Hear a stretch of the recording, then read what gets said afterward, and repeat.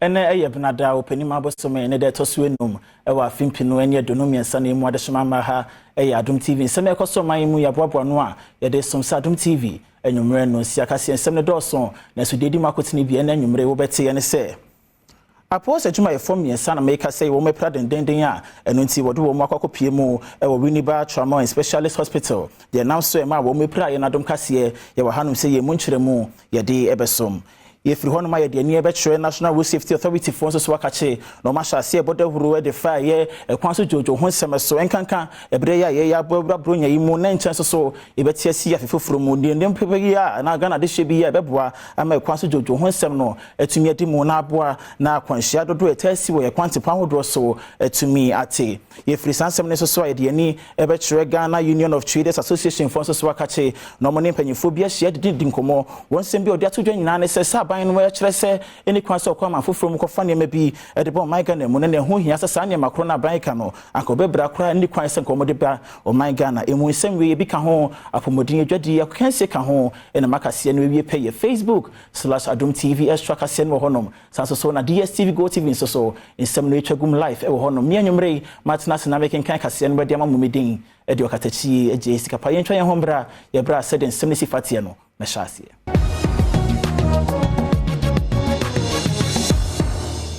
afi yenshen semono ase ena endi semanyoko ne panyina wo hwese obetumi aprem no hyebedwom dibre ede amama nyoko no ewefutu eye James Kofi Anan ene kromafo bi omo Winneba ba ekom ho bo mom do ye kire hye so ede ti Ghana ban ne se wode na ni ya kire wo mo hono ma wo hwese obetumi atu afuma gudie lithium ne bi ewo efutu Ramza site na koba ne sa no apose adwuma ye fom yensa ena won mo ye kire to bo de bro wo mo nam so ema moja eprim wo mo ne senti wode apose fo yemnya no akakopie mu ewo Winneba Trauma and Specialist Hospital yo ye kire fo mu don so de apose fo ayrom page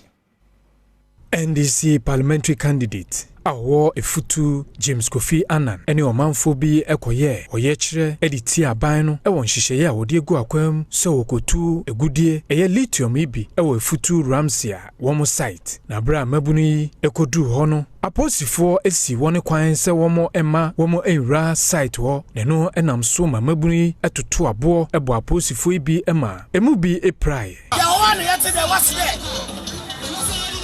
what to them assassin master yeah kasa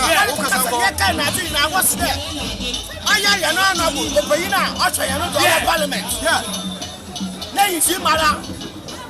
ase otindama omama na what the pillars ya kati see na assassin yes yeah yeah asupo ya kwaso demonstration wa ma ya kwa but ya le sre ya de bayifo aya na nakati eno anyi ofana gogwa ma na ni na ye nwa wa oyeti when you say one news na ti na la ya say ya na nakati so no ni mu but okay ya no wona demonstration ba da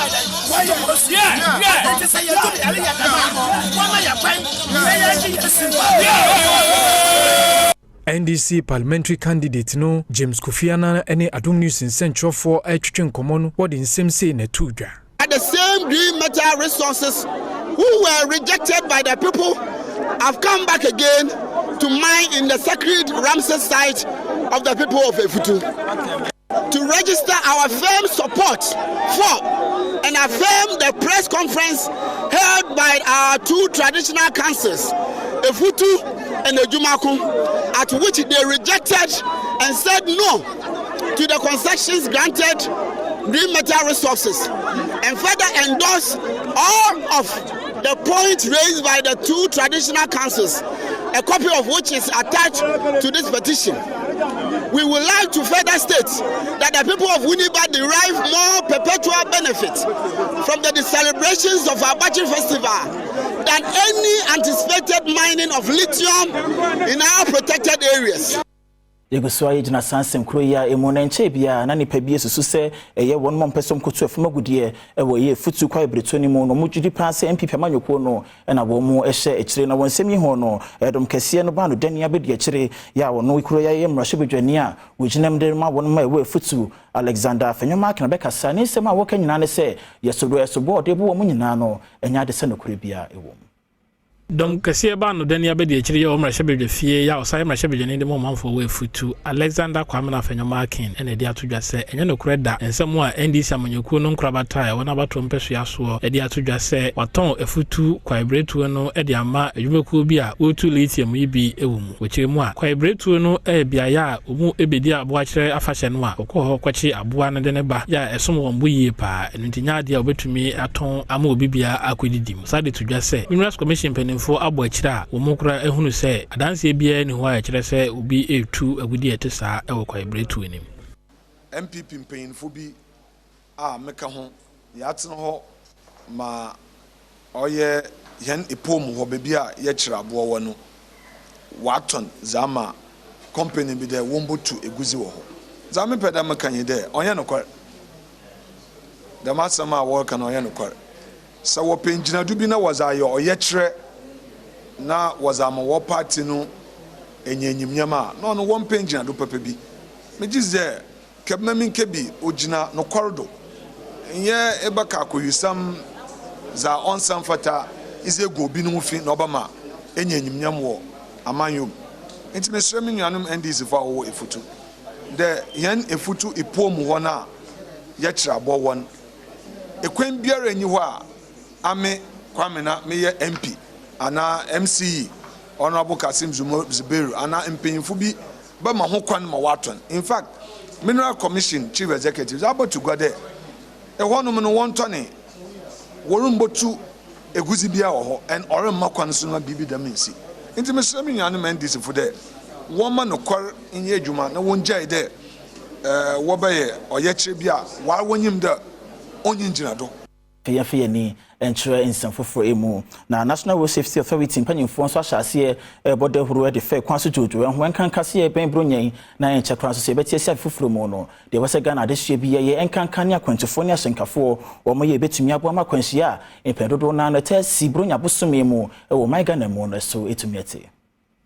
esan se aka mre kakra bi na ye di bronya nti no National Road Safety Authority ene kabe umufo a wonom adwendwene ekwan so jojo ho nsem ada campaign bi a watu din se Stop Speeding Stay Alive edi adwumedie na se na Acting Director General awoda NSRA ano Engineer David Osafo Adonten ekire mu se san hyehye ya wo ye no wone a policefo na eka wo ho abomu na wahwe se de be ya ebra manfo eboabo wo ho edi bronya bre eni bronya bre no ekire no akwanhia bia ensie yaboa ye ho ye be konsorin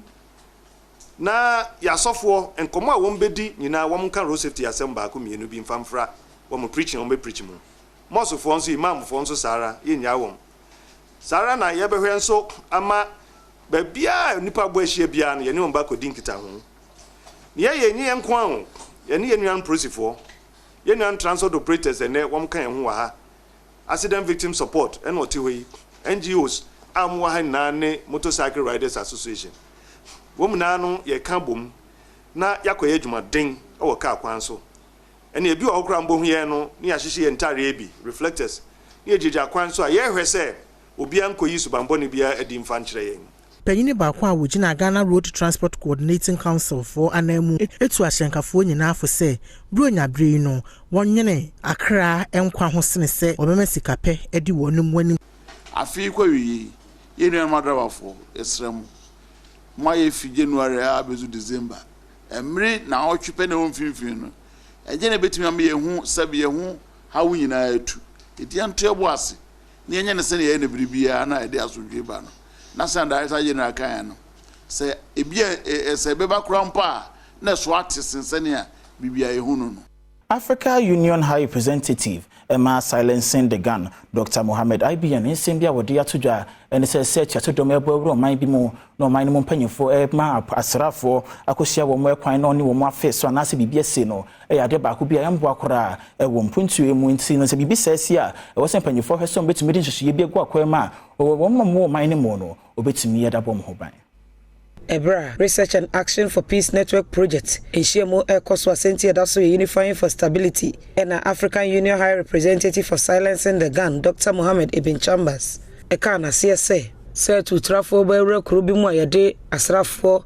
ene ekohunu na wo mo no e wo se wotimi eyifiri hokora no pa akwan wodo obefa so aba omanfo eho ban e wa aman a saa ntokwa nketenkete ebesore e wo so enchirima wodi tujwa eni. The threat of military intervention should be taken off the table, as that will only escalate the dire security situation in the entire region. Any use of force should be directed against the principal enemy, and we are not in doubt as to who the principal enemy is. That is the terrorists and the violent extremists. So let us be very careful in where we divide our energy. Our military strength should be coalesced and directed at eliminating the terrorists. Afi Dr. Ibn Chambers ekade to us say ohiya buburo eni mpuntu enkoso enso etimi de mentime nwase eni anu baba ye eba o kire sasa simu adodode no hwan na ye ne dia esan se sansa simu ne pay ene betimi aboa ama aman awodo etumpon. Poverty and underdevelopment continue to fuel instability and conflict. The question as to who owns our natural resources has become pertinent in the face of growing inequalities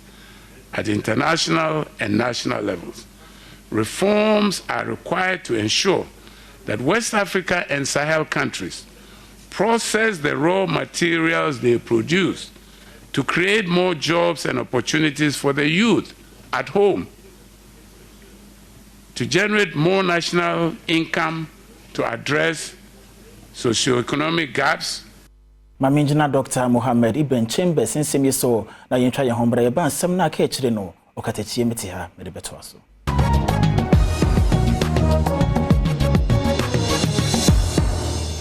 Adeshima mama sama makwaba Adom TV enyumre no nsiakase yeso afei yemfa ye ni enchre ensefoforo emu na se Ghana de hye be hye nenso a ebe ya afei mu nko ano ebe ye aban tugo nsia na asi ewe bibire mu hanom se ne senti United States Ambassador my United Nations Linda Thompson Greenfield abekasa ho ne nsema woka nyina ne se ha adwenpente ho abehia se mpanyefo wo my Ghana mu ana se bibire mu famu ebetumi de hye bi agwa kwama sa ne ma ne nyina etu ebetumi atwa.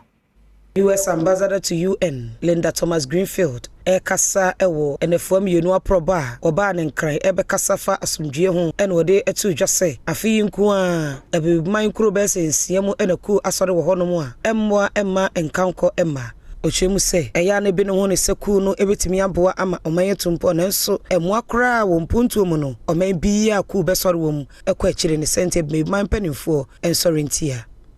I have been extraordinarily concerned by the number of coups that we have seen happen across West Africa in the Sahel, and the impact that those coups are having. And I think they are threatening stability. They are certainly destabilizing. And they have not provided a platform for moving forward for the people of their countries. And we're seeing that happen in Mali as well as in other countries where we've seen more attacks and more killings than before they came. And I will add, they come at a price. And which you carry to us say US and ECOWAS and African Union e carbon and require obefa so aboa abima wodo e wo bambosemu sabeya ke mama nke bia mamu no ebetimi akoyi. We have to work with regional organizations like ECOWAS. Here in West Africa, we have to work with the African Union, and we're looking at how we can work with the African Union to help them provide the security support that countries need to address terrorism. Yafayani insurance and for emu na said be money laundering injubone ene se chate domku ebebo might be more than the sika so masne ebi kuransi wo my Ghana money no Ghana Institute of Democratic Governance ene ke bi homophobia wo my mu asim konwa yenhwemu won kramantam ne mu na mo hwe ne be obetumi de gwa kwam my Ghana sika sem ebetumi aboho ban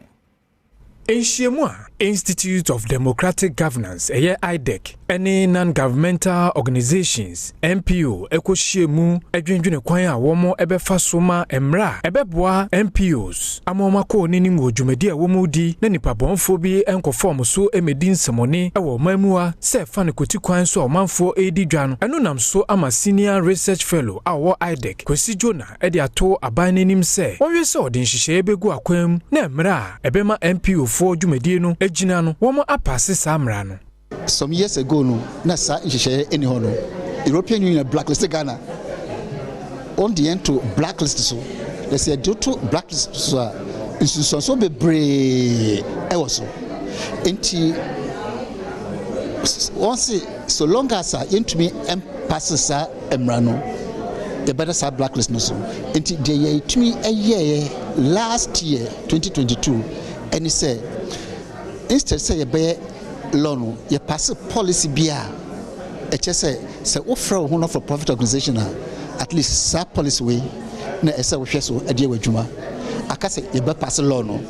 I don't see and say but say no you have blacklist no so you need blacklist no so bio na enso no say you pass sa loan you be say akoda blacklist no so. Researcher any development consultant Douglas Corty a ono nso eye nhwehwemu efa how ahodo bia non-governmental organizations yi efam yi enso ne Adom News nsentwofo twetwe nkomo no what nsem say na tudwa registration process no aye bronimi ebeka say cumbersome I say akodoso na titino ana mpebi be 3-5 years ago no so ya nkran uni aban juma uni aban asese who person establish a registrar general ma utimi eye juma but see ano just onya police verification. Yefi sansimi so na afie de ani ahwe nsefofore mu na abato komisa wo my Ghana mu ababekasa ne nsem a wo kanyina ne sa repopa samanyuko ahodo wo my Ghana mu no enam tumi a wo peninti no emfa ho ne pepeso a wo amanyuko na dwo no wo mutumi yom ho fi epese sa tumi no wo nsa eka meeting National Election Security Task Force edefa district level abato ebekoso no na electoral commission editu just say ekwan bia amanyokofo aya na wo mo pese wo mo fa so edigi tumi edu abato emreso a enya de a wo mo isifo no ebejeja wo mo kra wo kiremu ekwan bia nipa bi mo enam so aya na wo mo pese asumdue ekoso ewa abato a aya na ekoso no eba ne sa na omanfo ebo isi ene aposifo edimbonin wo mo ma ho kwan kra. The quest for power today has become so fierce and nobody and nothing is spared in the quest to attain power. Indeed, in the bid to capture power, our politicians and their supporters use all manner of methods to achieve their goal. We are confident that the cyber security wing of the Ghana Police Service will be up to task and will deal with this phenomenon on a timely manner. We trust that in the quest or in their efforts to do this, those behind the fake news will be brought to book. Inspector General of Police IGP Dr. Akufu Dampare enso editudwa ahobo aposifo any security agencies na ya womo behwe se asumdue ebeba ewo district level abato ebekoso no. We on our watch have decided not to take anything for granted, and with the upcoming district assembly elections across the country, we decided in consultation with my dear brothers who are the heads of the various security agencies to ensure that we put in place the Election Security Task Force to operationalize and firm out the security arrangement for the upcoming district assembly elections. Mwashebe dwani a wejinem dema wona ewo German North Frederick Yawahenkwa de adesere to mwashebe dwafie nim sada woroma womra wo monsra be mu na hene wo sotwe a ekoso ewo sampa no wo mo pa no puma sibire sanse nche kura no de ba ko na agene nkwa edefinise Bekai so huwo so me de toso aduasa ebeto aduasa mentime nwase asori ewo sampa ema ekowi ase nipa baako ahwere ne nkwa ne bra emrahye dwani a ogire mo manfo wo German North Frederick Ahenkwa ekasa wo emrahye dwafie na auditu aduasa I began receiving series of calls from my constituents about the looming danger which led to the closure of shops, people hiding in their rooms, and several others fleeing the town for the fear of their life as a result of the possible clash between the two parties. I quickly called the district chief executive and the regional minister to ascertain the situation. The regional minister directed me to speak to his regional coordinating director, and that he was in the best position to brief me on the situation. I spoke with the regional coordinating director as directed by the regional minister. The regional coordinating director's response was that they are aware of the situation. And which was what for Shefisem so and Bruce Dairy and so Kasaya, or choice opposed for Abawadina, I Bambo, El Honomoa, Sisi Asumji Abba. Now, Mr. Speaker, on that day, the police saw a group of youth, 150 youth. Please. Yes, the police counted it. Please. The police counted it. The police actually engaged them for 2 hours. Their target wasn't the police. They were there to disrupt or prevent the sub-chiefs who were coming to the occasion. And Mr. Speaker, let me assist my colleague here. They started firing. The police commanded the police officials to fire only into the air. Mahinjana sansimi so na yesanso ntwa ye hombra ye ba ebehwa apomodin ni dwadi ensem. Amema wakwa aba na besankai wo se Adom TV enwumre no siakase na aguso abohwe no afi yenhwe se de apomodin nsem no esifa etie. Ghana by na Jessica Motu pan ye de amampanyifo se wo monhwe na afari military hospital e wa santimantemu no wonfa endi eho dwuma na we ne sempanyifo a saya sabia ne panyifo agama wo mo kire de a ayire so apa so kra de match bosome wa fimpinu ene donu nan mu de na saya sabia no wo mo asiewi. Ghana by na Jessica Butinemu e de amampanyifo se wo monsom no monhwe se afari military hospital ye no e wa santimantemu no o de bewie ho dwumadie kra. Ayare sebe ka ho asemi sempanyifo etumi awie a obenya dan kro wo mu a wo mo de bagye awo sanso so eno obenya dan do no mu a wo mo de be operations ahodo. Presidential Advisor on Health Dr. Anthony Insiasari abra wo kasa de afasika ban na jemu ama ayare sebe no sei eno kan sikasem ne wo mo nyina na atoto no kama Minister of Defense, Minister of Finance ne contractor EDF what to nyina awie nti mo be share adwuma ase na wotwini no kore oba ha hafu wo gya ayura ne nyina be se afu nse wo hwe ase wo mo do ne nyina o mama ya anho ba se be di be na wotwe se ne na o ma wie ne nyina mfidie na ye de be guda no nyina no wo tema o mo yi mfidie ne nyina ba bo se containers be ba ha o mo de fidie na ba she da bia mu. Ministry of Defense for also I ready say se ohwe accident center call first ni OPD ni na ready nti o mo yesi system a kura be ha ase kura sa na wi hospital no se be ya temo ba be commission hospital no na bibi e koso enwachi country manager Emma irrigate the invest Abraham Juma aso den sem say yetwaso na Minister of Finance team no ye no mu hia ye no nukrem ade a chene ye ko ne ye ba o mo na amansa ka senior we can liquidity no and so can liquidity no ya fund na sebi ye botum ne de free contractor yi ne wo mu no muje gina machi ama o maba nti ene ye behwe se yensu sika na ye de ma o mo no o mo so o mama ka fom nti na ne papa mu an se ye ne presidential advisor ebeba na onu so abe afi yenhwe dwadie ensem emu na Ghana Union of Traders Association wotwaniti a seguta eni ekobia kom ho abom wonsem bia odi ato dwan se Ghana ban no we kire se eni kwaso kwa mafoforo mu ekofa niema bia de bo man Ghana emu no eho hia pa sa sa niema Ghana ban no we ka ho nsem no wotumi ye brakora. It's very important that any country becomes self-sufficient, but the way to go had been the problem, and especially when we have also been there in the issuance of permits that did not result in any gains for the nation. And that's why we wanted to remind them that that's surely not the way to go,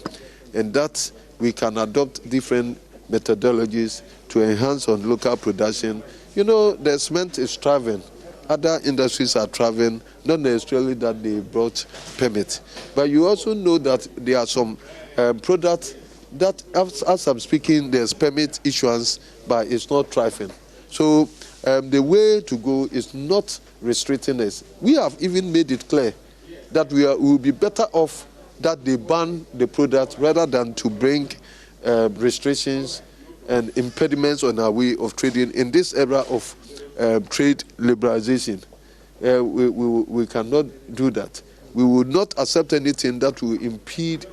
on trade facilitation, that hinders on cost of doing business, time of doing business, and ease of doing business. And that's exactly what we've told the committee, that they should hold on with this LI, and that will support government in its quest to increase productivity so that we will patronize same.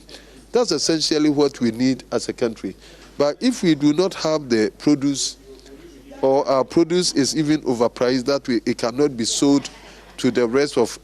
our neighboring countries, then we...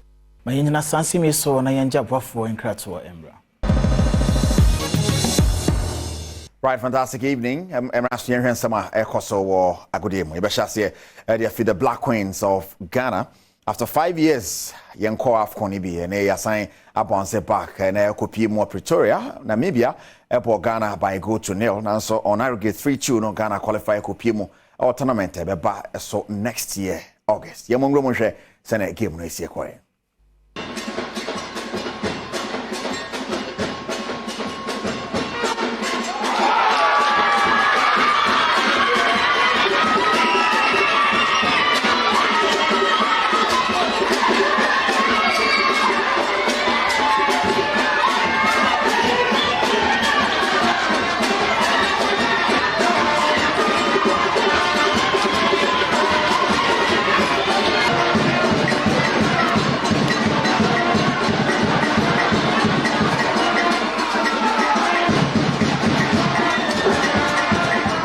Right, and so after 10 games, Afena Ghana, ya lose the game back home. Nora Haptel, and then Mariano Yakobo, my Basso, Morocco, Kashan, and South Farm, and I am Copiemo. Our crowd to focus for Homoaka Chain, now Mokocha, one Pamano, Coopman, ya interviewed to just say, maybe Cosso Club, and Mono Crack, and Quantina Niamancoye. And of course, some more had a share the concept, let's be Hamon Newswam, it was on Newswam, and no cry, I'm on a board in term and go cry. And your Tamaklo, your board member, and what in Chimwaba.